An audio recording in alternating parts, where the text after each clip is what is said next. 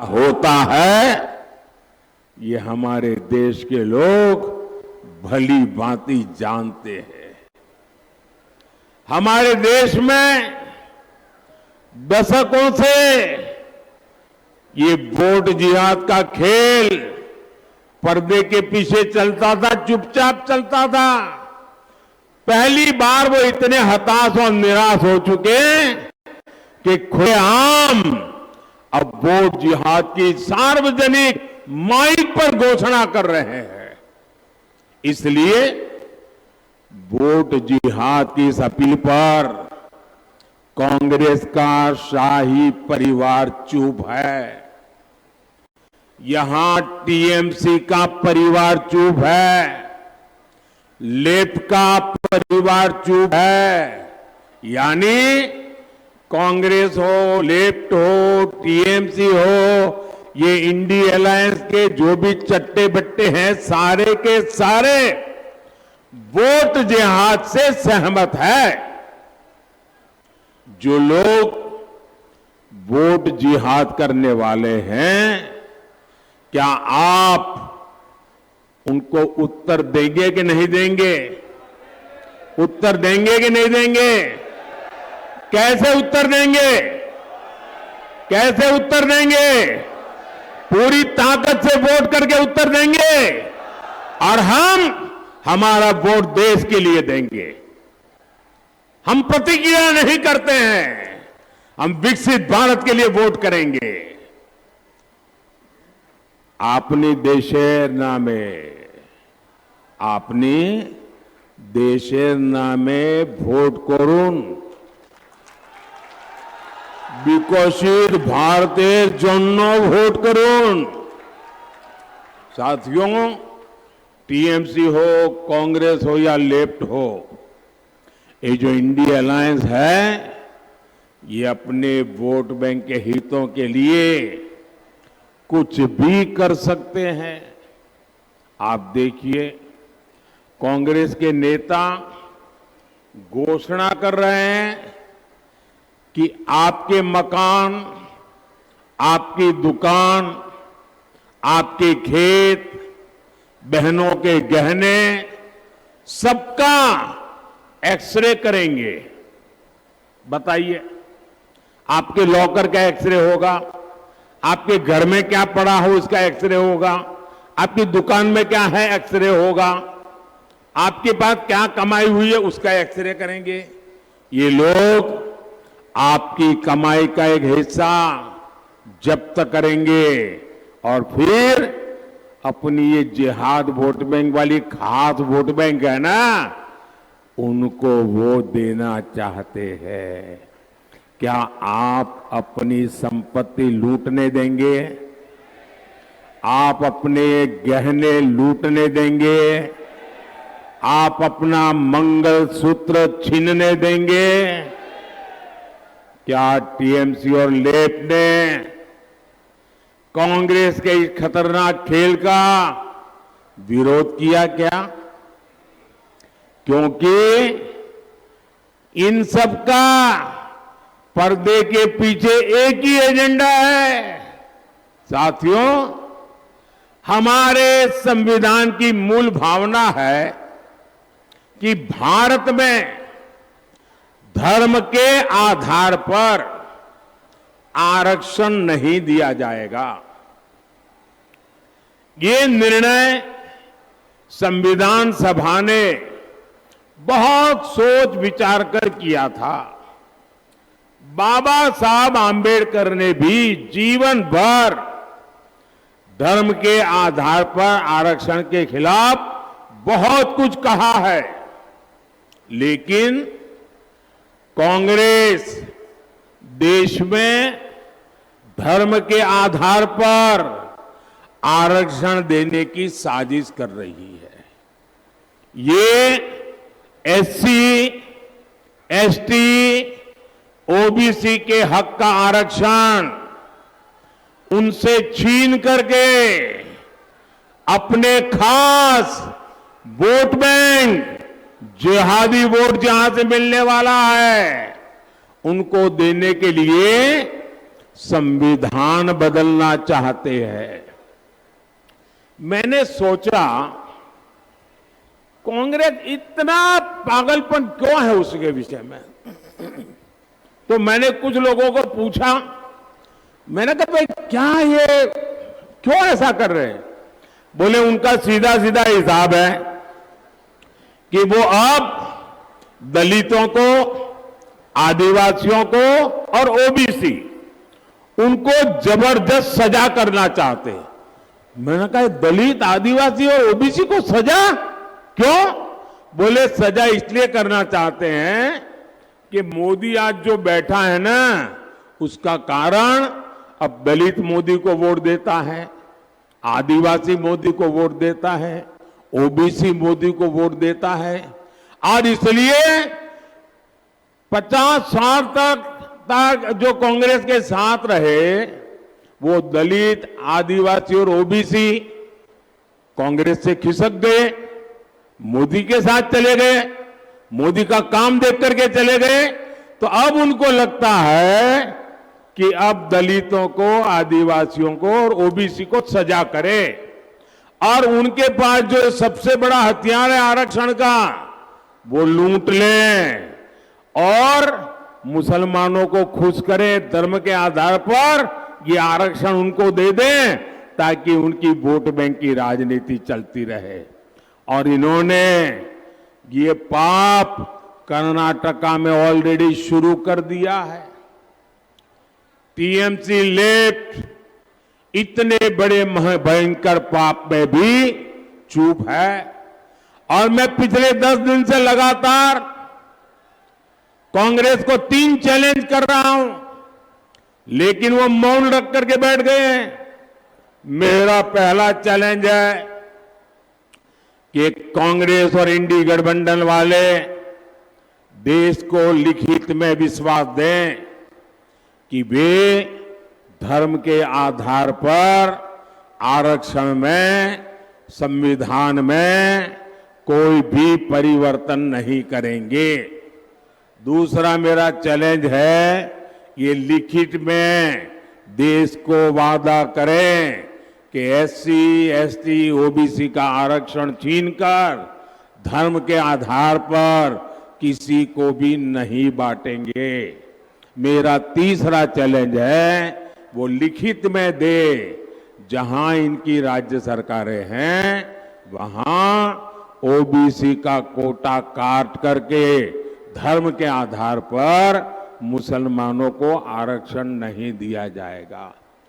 मेरी 3 साफ साफ मांग है भाई, मेरी चुनौती है उनको, मेरी चैलेंज है।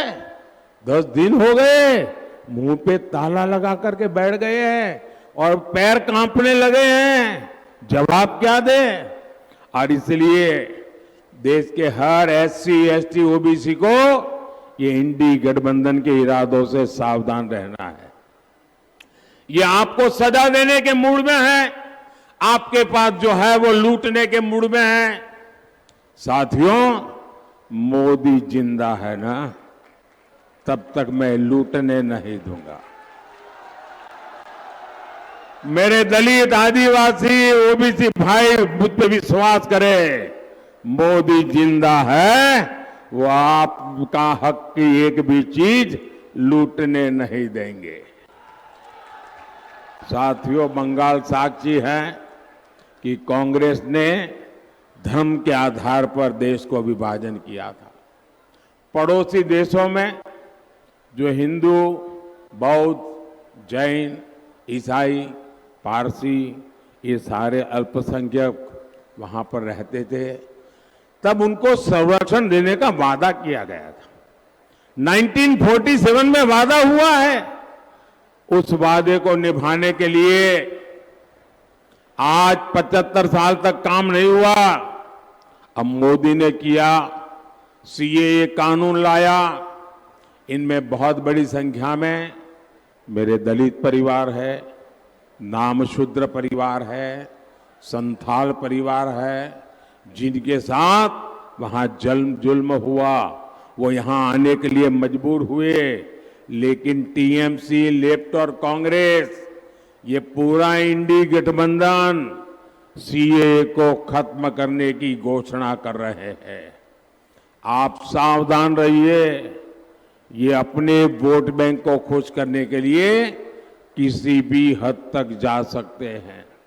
साथियों, मीडिया के कई साथी एक्सपर्ट के साथ अब भी ये अनुमान लगा रहे हैं कि चुनाव कौन जीतेगा।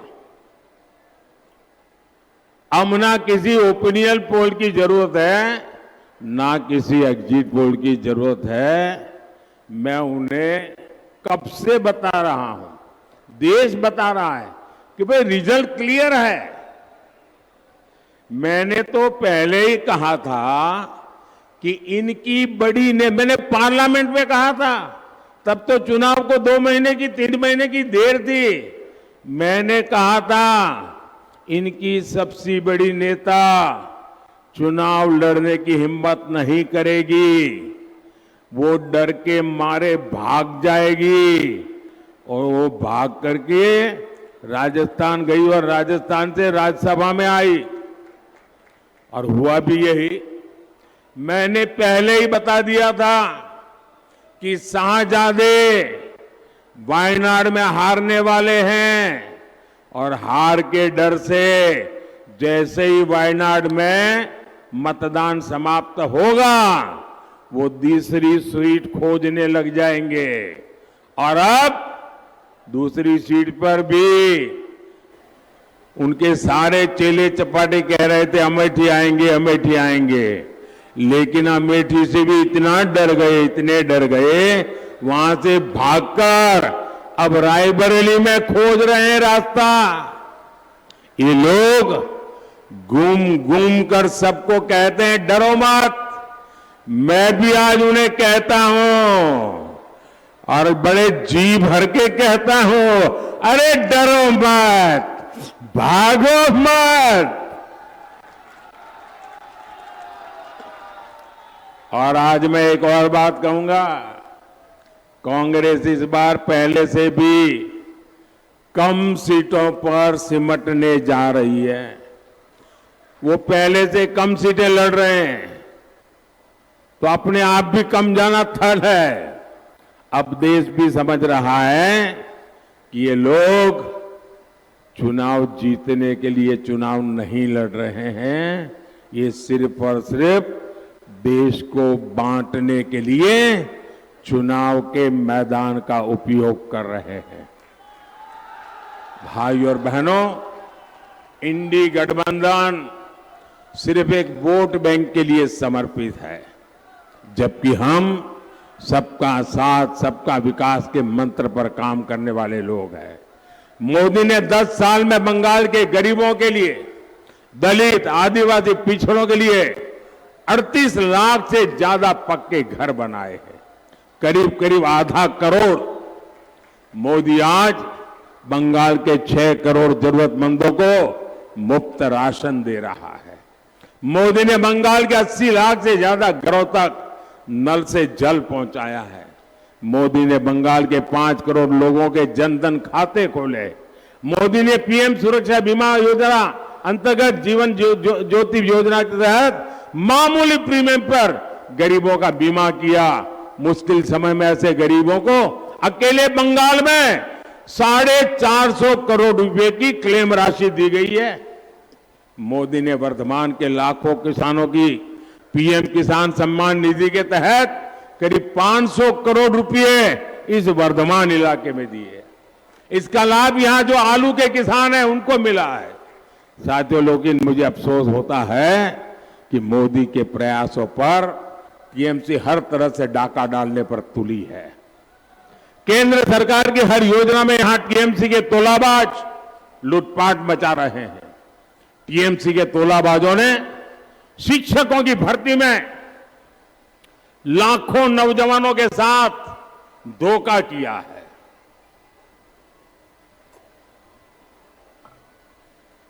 और कैसा भ्रष्टाचार हुआ, वो तो नोटों के बंडल देखे आपने। मशीन थक जाते थे, नोट गिनने वाले मशीन थक जाते थे बंगाल में, इतने रुपये मार लिए। वर्तमान तो ऐसे भ्रष्ट टीएमसी नेताओं को अब जनता भी पहचानती है, जान गई है। लेकिन साथियों, मैं जानता हूं शिक्षक की भर्ती का जो घोटाला हुआ, उसमें जो पीड़ित है उनकी जिंदगी कितनी बदहाल हुई है। और मेरे अध्यक्ष जी यहां बैठे हैं बंगाल के, मैं उनको एक सुझाव देता हूं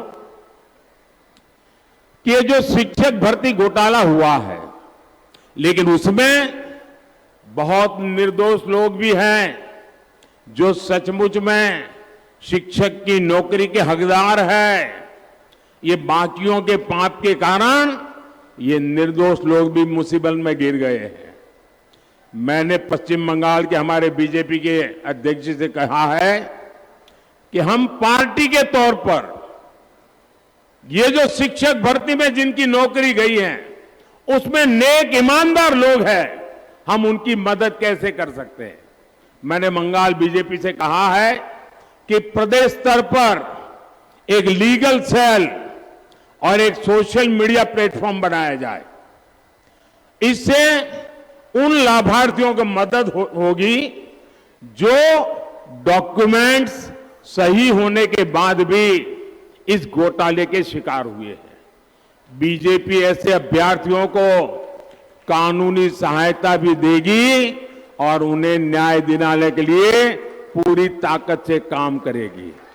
हम ईमानदार के साथ खड़े रहेंगे और मेरा बंगाल यूनिट भले चुनाव चलता रहे, लेकिन ये काम करेगा और जिन शिक्षक ईमानदार शिक्षक जिन्होंने भ्रष्ट किया है वो सजा भुगतेंगे। लेकिन बहुत ईमानदार लोग हैं जिनके पास सच्ची डिग्री है, इन दिनों वो भी फंस गए हैं। जो सच्चे लोग हैं उनको न्याय के लिए हमारा पश्चिम बंगाल काम करेगा, ये मोदी की गारंटी है। टीएमसी के तोलेबाजों की मनमानी नहीं चलने दी जाएगी। टीएमसी तोलाबाजी चलते देबो ना, एटाम मोदी गारंटी। हर लूट की, हर घोटाले की जांच होगी, जरूर होगी। साथियों, बंगाल के विकास के लिए आपको हर बूथ पर बीजेपी को जिताना है। वर्धमान पूरब से हमारे साथी असीम कुमार सरकार जी और वर्धमान दुर्गापुर से मेरे बहुत निकट साथी भाई दिलीप घोष, इनको विजयी बनाना और इनको मिलने वाला हर वोट मोदी की शक्ति बढ़ाएगा, मोदी को मजबूत देगा। उनको दिया एक एक वोट सीधा मोदी के खाते में जाएगा। तो ज्यादा से ज्यादा मतदान कराएंगे, पोलिंग बूथ जीतेंगे। सुबह 10 बजे के पहले मतदान हो जाएगा, पक्का हो जाएगा। अच्छा, मेरा एक और काम करेंगे, हाथ ऊपर करके बताइए, करेंगे? सबके सब करेंगे। यहां से जाने के बाद घर घर जाना, सब परिवारों में जाना और कहना मोदी जी आए थे और मोदी जी ने सबको जय श्री राम कहा है। बोलिए भारत माता की, भारत माता की, भारत माता की। बहुत बहुत धन्यवाद।